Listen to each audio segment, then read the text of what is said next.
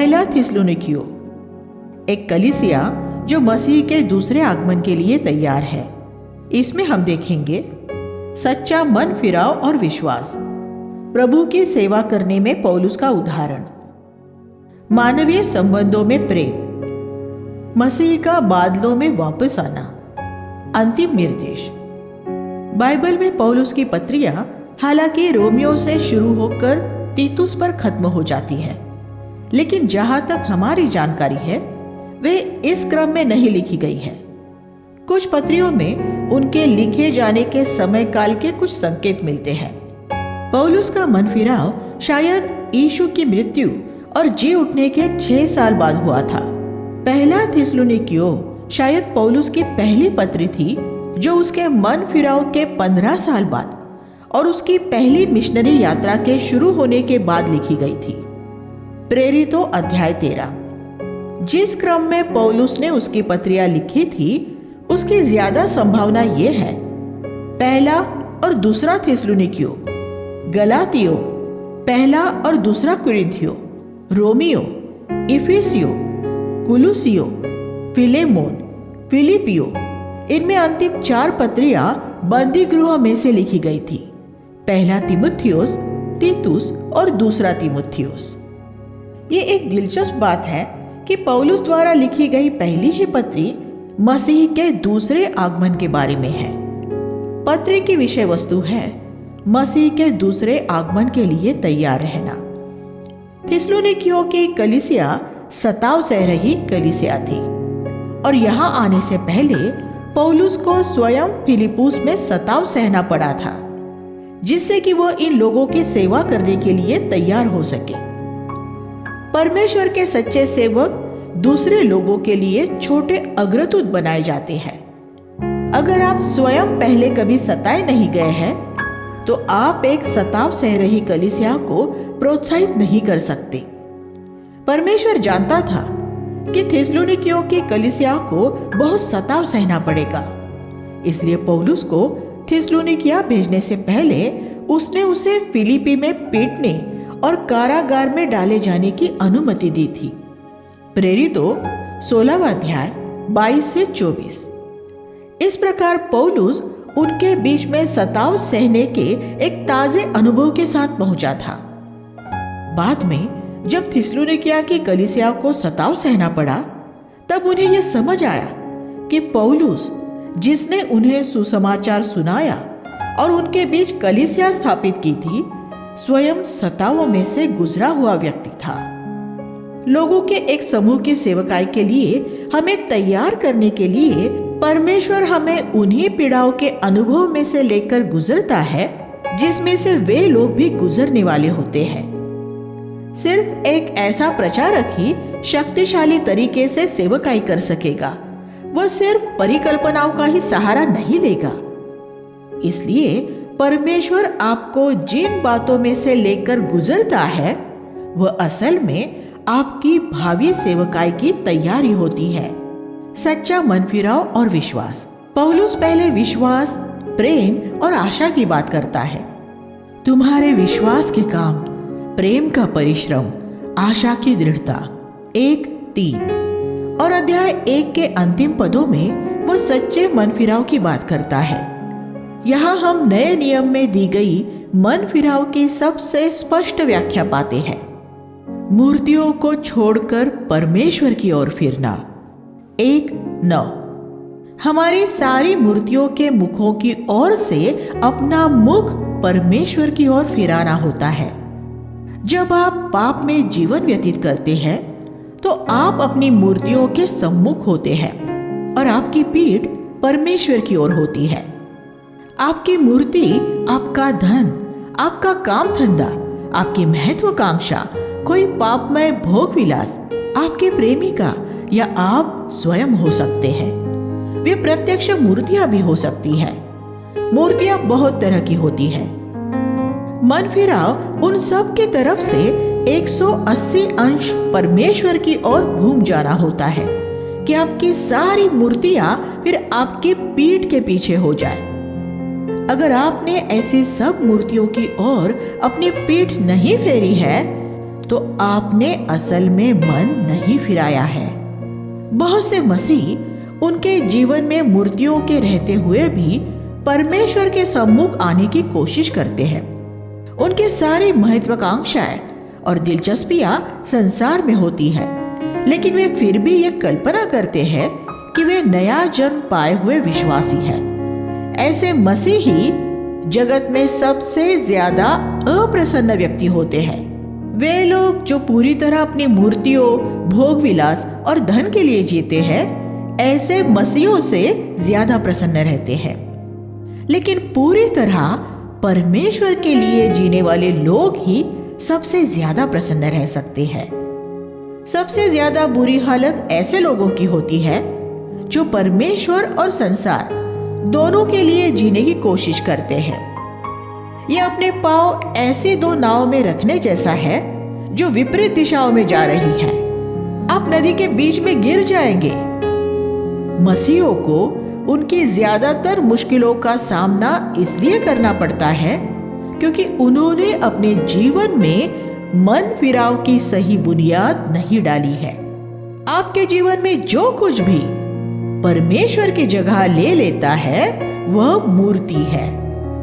वह एक मसीह अगुआ भी हो सकता है जिसे आप इतना सराहते हैं कि वह आपके जीवन में परमेश्वर की जगह ले लेता है, या वह बाइबल का कोई खास धर्म सिद्धांत भी हो सकता है जिससे आप प्रेम करते हैं। जब हम एक बार परमेश्वर की ओर मन फिरा लेते हैं तो हमें अपने बाकी जीवन सच्चे और जीवित परमेश्वर की सेवा करते हुए और उसके पुत्र के स्वर्ग से लौटने का इंतजार करते हुए बिताने चाहिए। पहला अध्याय 9 और 10। यहाँ हम सच्चे मन फिराव और विश्वास की एक सटीक व्याख्या पाते हैं।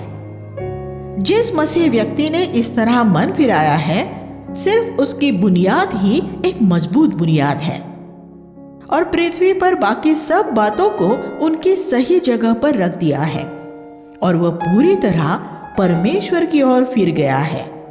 उसके बाद उसके जीवन का प्राथमिक लक्ष्य परमेश्वर की सेवा करना होता है।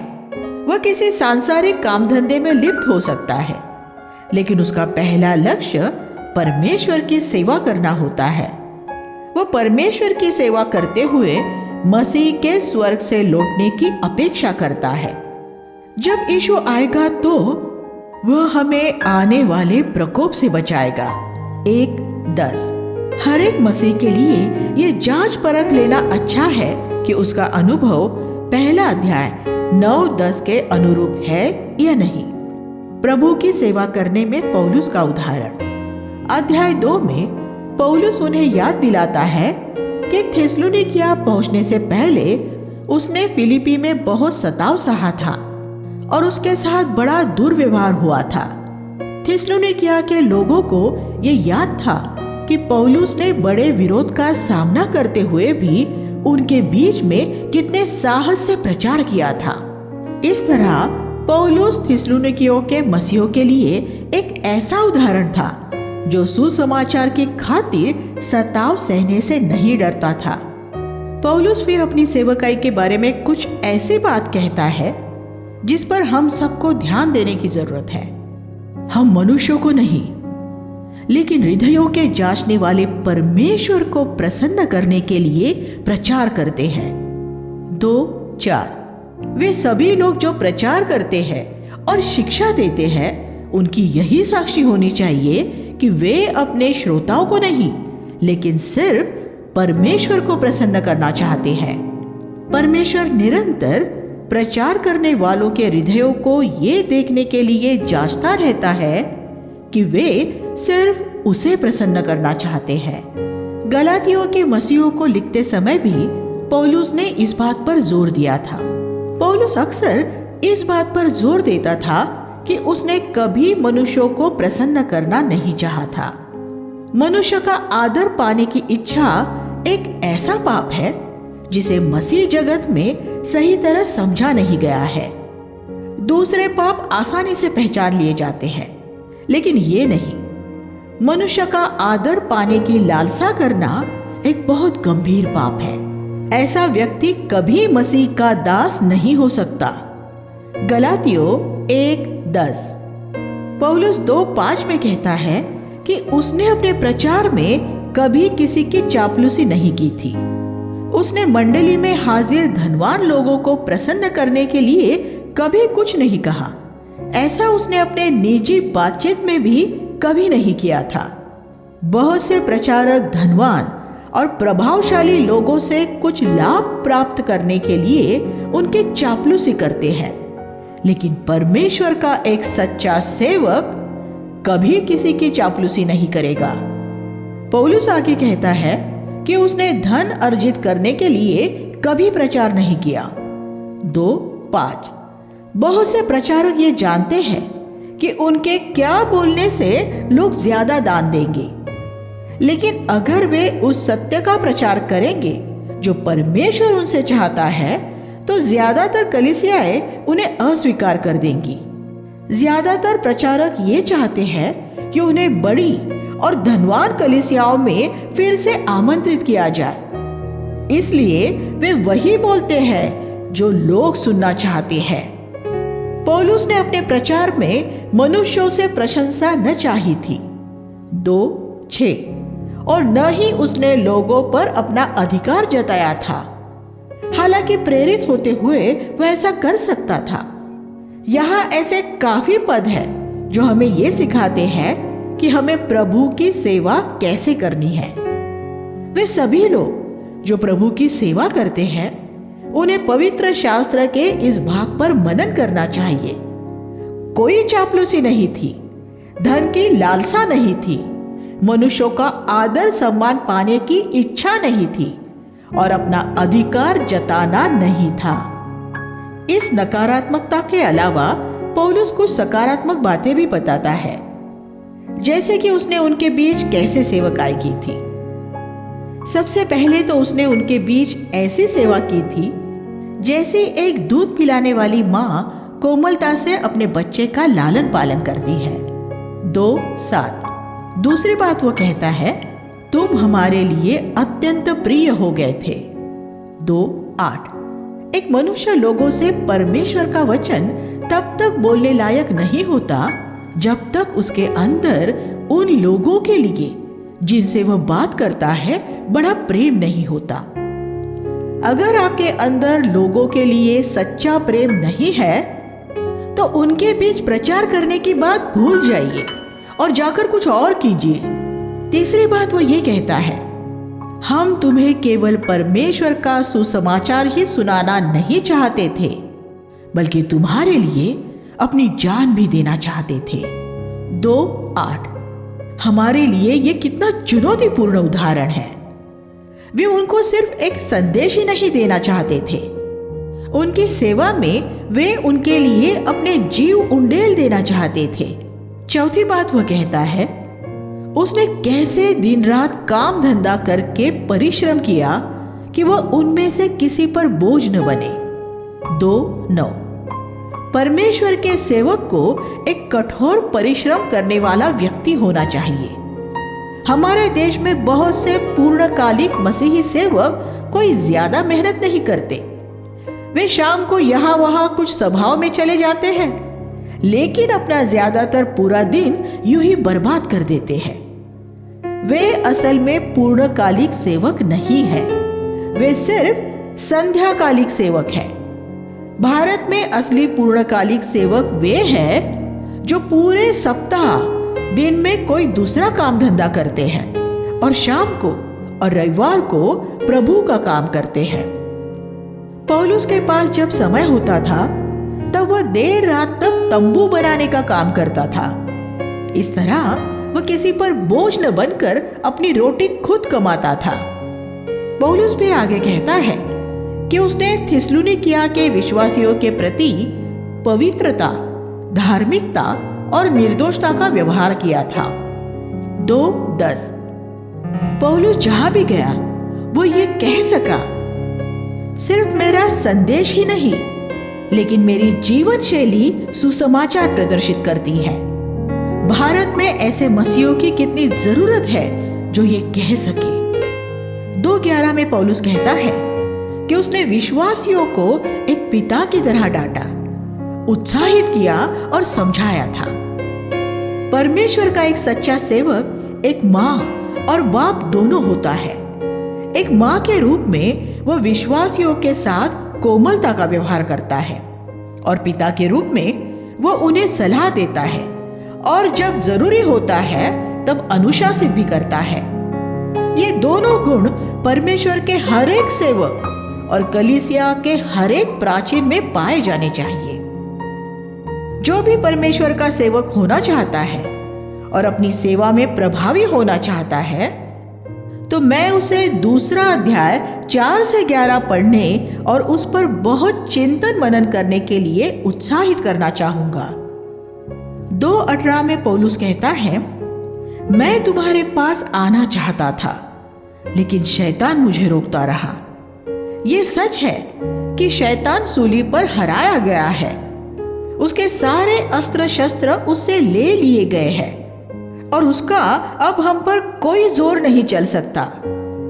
यीशु ने हमें शत्रु की सारी शक्ति पर अधिकार दिया है। लूका 10:19।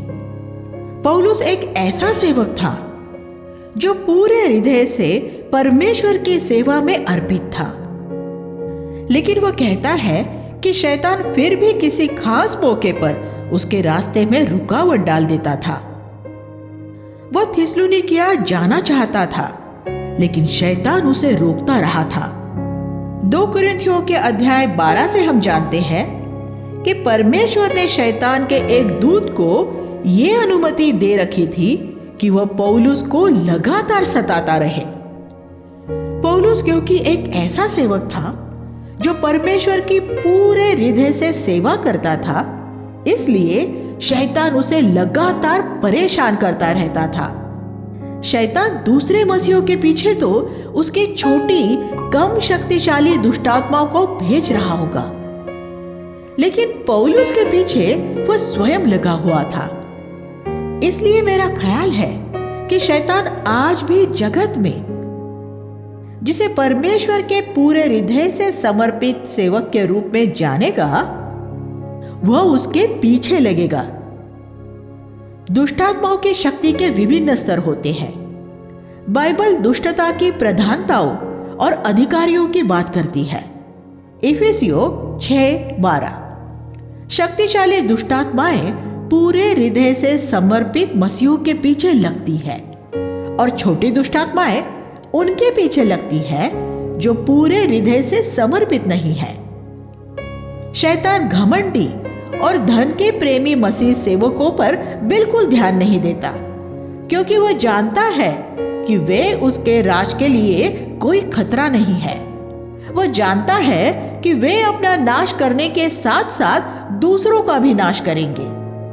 इसलिए अगर शैतान आपको परेशान करने, सताने और तकलीफ देने आता है, तो असल में यह एक बड़े सम्मान की बात है।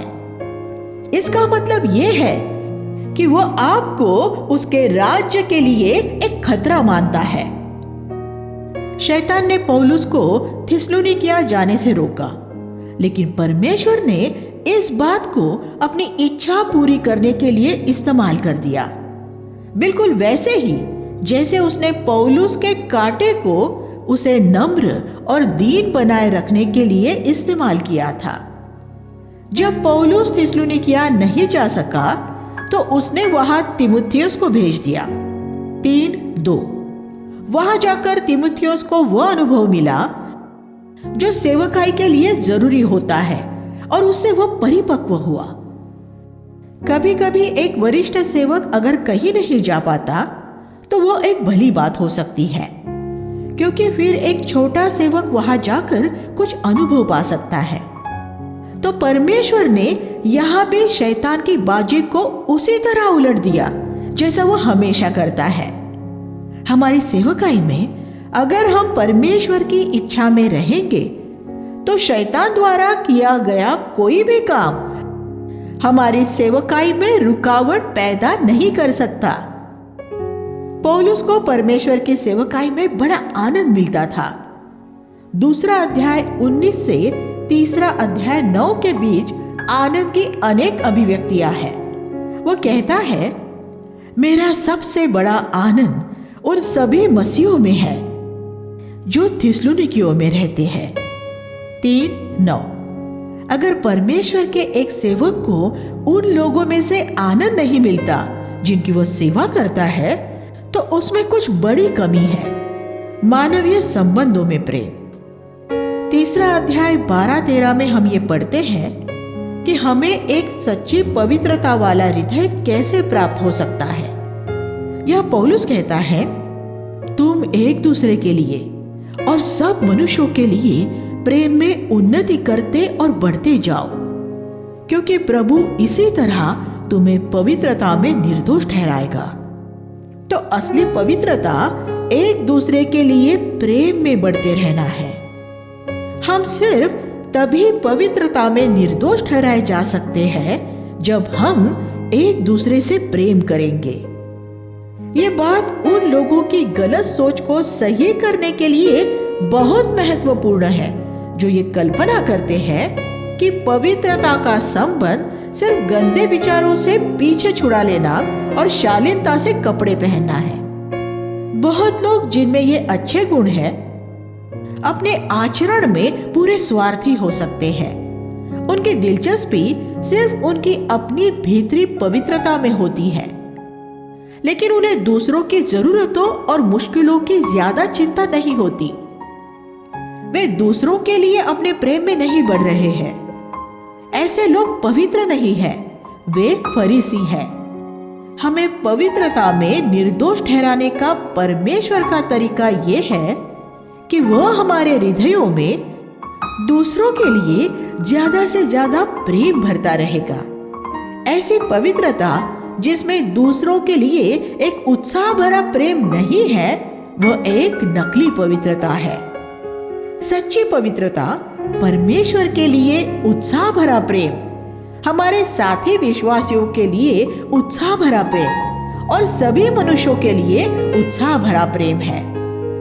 जो लोग इस मार्ग में आगे बढ़ते रहते हैं, वे मसीह के लौटने पर पवित्रता में निर्दोष ठहराए जाएंगे। 3:13। चौथा अध्याय 1-8 में पौलुस लैंगिक क्षेत्र में पवित्रता की बात करता है। 4:4 का अनुवाद 2 तरह से हो सकता है। यह पात्र शब्द यूनानी में स्कियोस या तो हमारी देह या हमारी पत्नी हो सकता है। तो इसका अर्थ यह हो सकता है, तुम में से हर एक अपनी देह को आदर और पवित्रता के साथ प्राप्त करना जाने।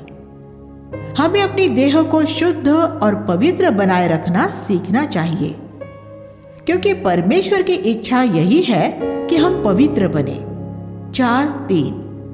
ऐसे बहुत से क्षेत्र हैं जिनमें हम परमेश्वर की इच्छा नहीं जानते, लेकिन ये ऐसा क्षेत्र है जिसमें हम निश्चित तौर पर जानते हैं कि वह क्या है। पवित्र होने का अर्थ है कि ऐसी हर एक बात से दूर हो जाना जो पापमय और सांसारिक है और मसीह समान नहीं है। हमारे लिए यह सीखना जरूरी है कि हम अपनी देह को ऐसी सभी बुराइयों से कैसे बचाए रख सकते हैं। 4:4 का अर्थ ये भी हो सकता है, आप में से हर एक ये जाने कि आपको आदर और पवित्रता के साथ अपनी पत्नी कैसे प्राप्त करनी है। इसका अर्थ है कि जिस तरह आप अपनी पत्नी प्राप्त करते हैं, वो एक शुद्ध और पवित्र तरीका होना चाहिए। ऐसे बहुत से अपवित्र तरीके भी हैं जिनके द्वारा लोग अपने लिए पत्नियां प्राप्त करने की कोशिश करते हैं। उनमें से एक अपवित्र तरीका दहेज की अपेक्षा रखना है। क्या आप एक पवित्र तरीके से अपने लिए पत्नी पाना चाहते हैं, या एक पत्नी पाने के लिए आप भी अपने अंदर सांसारिक योग्यताएं चाहते हैं? पत्नी की खोज एक वासनापूर्ण मनोवेग के साथ करना मूर्ति पूजकों के समान होना है। अगर आप परमेश्वर की सेवा करना चाहते हैं, तो आपको एक ऐसी पत्नी खोजनी चाहिए जिसमें आपके जैसी ईश्वरीय भक्ति की अभिलाषा हो। 4:6 में पौलुस आगे कहता है, इस बात में कोई अपने भाई के विरुद्ध अपराध न करे और न ही उसे ठगे। इसका अर्थ है कि किसी दूसरे की पत्नी के साथ ज्यादा मित्रतापूर्ण संबंध न बनाए, क्योंकि प्रभु इन सारी बातों का बदला लेने वाला है। हमें दूसरे लिंग वाले व्यक्ति के साथ अपने संबंध में बहुत सचेत रहने की जरूरत है, क्योंकि हम भी वैसे ही समाज में रहते हैं जैसा थिस्सलुनीकियों के समय में था, जिसमें लैंगिक अनैतिकता को पाप में नहीं माना जाता था। ये दुर्भाग्यपूर्ण है कि इन दिनों में कलीसियाओं के युवाओं में और मसीह सेवकों में भी बहुत अनैतिकता पाई जा रही है। मसीह होते हुए ये जरूरी है कि हम संसार से अलग नजर आए और जीवन के इस क्षेत्र में हमारी साक्षी बिल्कुल स्पष्ट हो। इस मामले में अपनी देह को आपको कैसे शुद्ध रखना है, ये आपको मालूम होना चाहिए, वरना आप प्रभु को निष्फल करेंगे। शिमशोन और दाऊद जैसे लोगों के दुखद उदाहरण हैं, जो प्रभु को जानते थे फिर भी इस मामले में निष्फल रहे। उनके जैसे हमारे समय में भी बहुत लोग हैं। 4:11 में पौलुस विश्वासियों को उत्साहित करते हुए कहता है, तुम शांतिपूर्ण जीवन व्यतीत करने की आकांक्षा रखो, अपने काम से काम रखो और अपने हाथों से परिश्रम करो। 2 कुरिन्थियों 5:9 में हमने पौलुस को यह कहते हुए पाया था कि परमेश्वर को खुश करना ही उसके जीवन की महत्वाकांक्षा थी। जो वो यहाँ कहता है वो उसके उस कथन के विरोध में नहीं है। हमारी महत्वाकांक्षा हमेशा किसी से झगड़ा न करते हुए, अपने काम से काम रखते हुए, दूसरों के मामलों में दखल न देते हुए और अपने आप को और अपने परिवार का पालन पोषण करने के लिए कठोर परिश्रम करते हुए एक शांतिपूर्ण जीवन बिताना होना चाहिए। ये एक महान पद है और इसमें दिए गए महत्वपूर्ण उपदेशों पर ध्यान देने से हमारा भला ही होगा। मसीह का बादलों में लौटना। 4 अध्याय 13 से 18 में पौलुस बताता है कि मसीह के लौटने का समय कैसा होगा। हम नहीं चाहते कि तुम उनके बारे में अनजान रहो जो प्रभु में सो गए हैं। ये बात उनके लिए कही गई है जो मसीह में मर चुके हैं। यीशु की मृत्यु हुई और वो फिर जी उठा। जब मसीह लौटेगा तो जो मसीह में सोए हैं वे फिर जी उठेंगे। जब मसीह लौटेगा तब हम जो जीवित होंगे उनसे पहले नहीं जाएंगे, जो हमसे पहले मसीह में मर चुके हैं। वे पहले कब्रों में से निकल आएंगे। वह पहला जी उठना होगा और उनके साथ हम भी प्रभु से मिलने के लिए आकाश में उठा लिए जाएंगे। अविश्वासी अगले 1000 साल तक नहीं जागेंगे। वे दूसरी बार के जी उठने में जागेंगे। जब हमारा प्रभु लौटेगा तो वह प्रधान स्वर्गदूत द्वारा परमेश्वर की तुरही की ऊंची आवाज की पुकार के साथ पृथ्वी पर उतरेगा। तब प्रभु के सभी संत उससे बादलों में मिलने के लिए उठा लिए जाएंगे।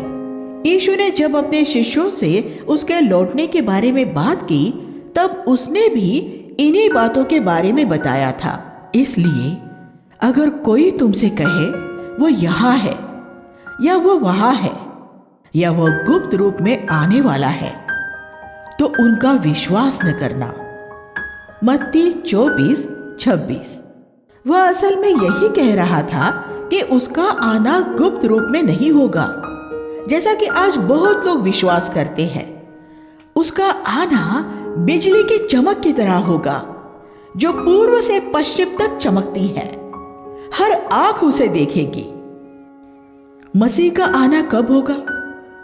यीशु ने उसका भी जवाब दिया था, महाक्लेश के तुरंत बाद।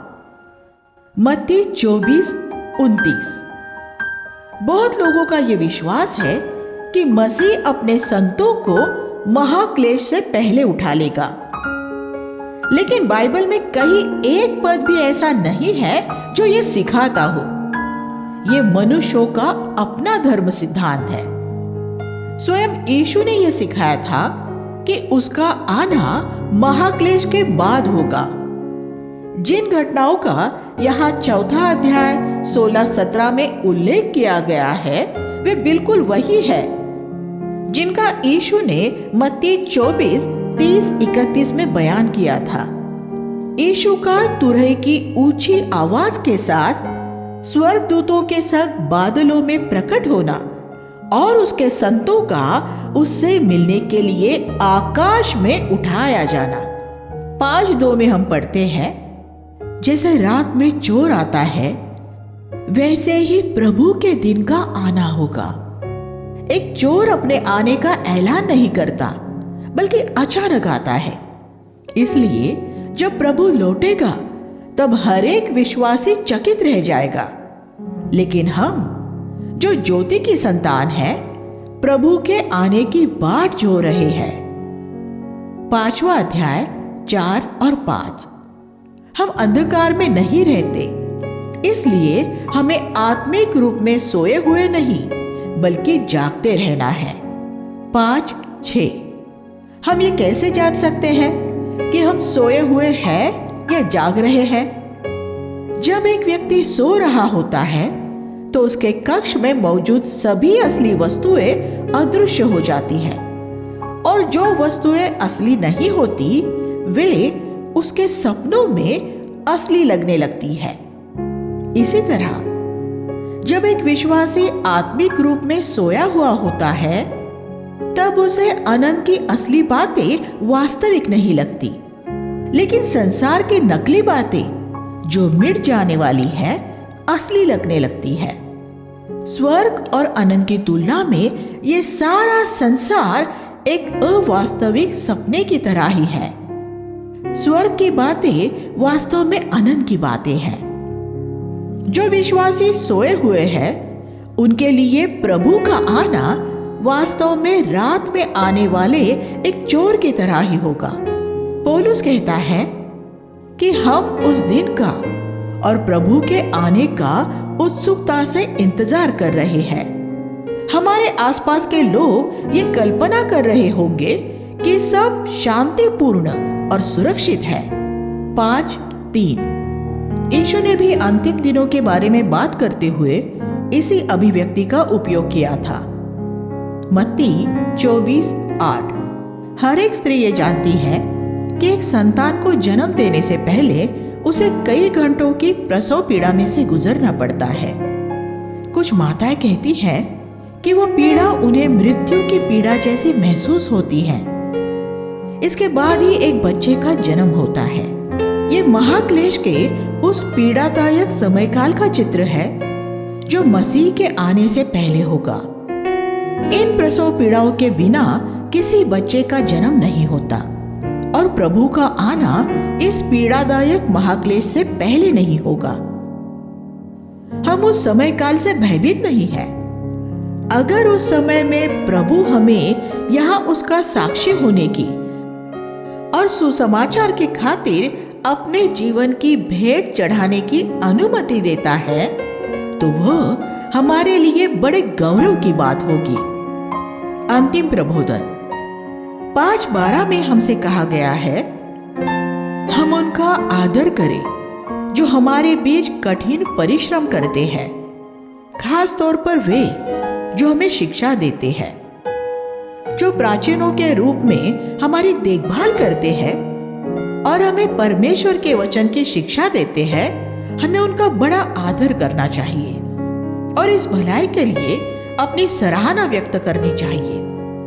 उनकी सराहना करने का हम पर जो कर्ज है उसे चुकाना रुपयों के किसी कर्ज को चुकाने जितना ही महत्वपूर्ण होता है। मैंने ये पाया है कि मसीही लोग 2 अतिवादी छोरों पर रहते हैं। कुछ अपने अगुओं की ईश्वर की तरह आराधना करते हैं, जबकि दूसरे अपने अगुओं का कोई सम्मान नहीं करते और न ही उनके प्रति अपनी सराहना व्यक्त करते हैं। अगर आप यहाँ दी गई परमेश्वर की आज्ञा नहीं मानेंगे तो उसका नुकसान सिर्फ आप ही उठाएंगे। 5वां अध्याय 14 से 18 में पौलुस 9 छोटे और सामर्थ्य उपदेश देता है। आलसियों को चेतावनी दो, डरपोकों को उत्साहित करो, निर्बलों की सहायता करो, सबके साथ सहनशील हो, बुराई के बदले किसी की बुराई न करो, सब लोगों के साथ भलाई करने की कोशिश करते रहो, सर्वदा आनंदित रहो, निरंतर प्रार्थना करो। इसका अर्थ है कि हर समय प्रार्थना की आत्मा में रहना और हर एक परिस्थिति में धन्यवाद दो, क्योंकि परमेश्वर की हमारे लिए यही इच्छा है। फिर 5वां अध्याय 19 से 21 में पौलुस नबूवत के दान के बारे में कुछ सलाह देता है। पहले उन्हें जो नबूवत करते हैं और फिर उन्हें जो उसे सुनते हैं। जब कभी पवित्र आत्मा आपसे खड़े होकर बोलने के लिए कहे तो खड़े होकर बोलिए, उस आग को न बुझाए। और सुनने वालों को सबसे पहले यही चेतावनी दी गई है कि वे नबूवत की बोलियों, कलीसियाई सभाओं में परमेश्वर के वचन के बांटे जाने को तुच्छ न जाने। और फिर ये कि वे जो कुछ सुने उन सभी बातों को नबूवत न माने। दूसरी चेतावनी की हमारे समय में बहुत सख्त जरूरत है, क्योंकि आज भी बहुत सी झूठी नबूवतें की जा रही है। सुनने वालों को उन्हें परमेश्वर द्वारा दी गई परख को इस्तेमाल करते हुए ये फैसला करना चाहिए कि क्या परमेश्वर की तरफ से है और क्या नहीं। जिस बात से उनकी आत्मिक उन्नति हुई है उन्हें उसे मजबूती से थाम लेना चाहिए और बाकी फेंक देना चाहिए। ये एक चित्रण द्वारा समझा जा सकता है। केले के छिलके को फेंक दो और केला खा लो। नबूवत करने वाला जितना ज्यादा परिपक्व होगा उसके केले का छिलका उतना ही पतला होगा। 5वां अध्याय 22-23 में हमसे हर एक बुराई से दूर रहने का आग्रह किया गया है। अगर हम ऐसा करेंगे तो हमें यह आश्वासन दिया गया है कि परमेश्वर की शांति हमें प्रभु यीशु मसीह के दूसरे आगमन तक शुद्ध करेगी और हमारी आत्मा, जी और देह को पूरी तरह पवित्र करेगी। 5:23 में हमें पूरी बाइबल में यह सबसे स्पष्ट नजर आता है कि मनुष्य आत्मा, जीव और देह है। मनुष्य परमेश्वर का डेरा, तंबू है। पुरानी वाचा के मिलाप वाले तंबू के 3 हिस्से थे: महापवित्र स्थान, पवित्र स्थान और बाहरी आंगन, जो मनुष्य की आत्मा, जीव और देह के प्रतीक हैं। परमेश्वर तब महापवित्र स्थान में रहता था। इससे हम ये सीखते हैं कि परमेश्वर अब हमारी आत्मा में, हमारे अस्तित्व के सबसे प्रमुख भाग में रहता है। हमारे जीव में हमारा मन, हमारी भावनाएं और हमारी इच्छा होती है। परमेश्वर हमारे मन या हमारी भावनाओं में नहीं रहता। हमारी आत्मा में हमारा विवेक और परमेश्वर के जीवन को ग्रहण करने की योग्यता होती है। आइए हम प्रार्थना करें। हे स्वर्गीय पिता, आपकी शांति हमें प्रभु यीशु मसीह के दूसरे आगमन तक शुद्ध करेगी और हमारी आत्मा, जीव और देह को पूरी तरह पवित्र करेगी। आपके इस आश्वासन के लिए हम आपका धन्यवाद करते हैं। हमें अपनी आत्मा से भर दीजिए ताकि हम इसमें बने रहें। हम यीशु के नाम में प्रार्थना करते हैं, आमीन।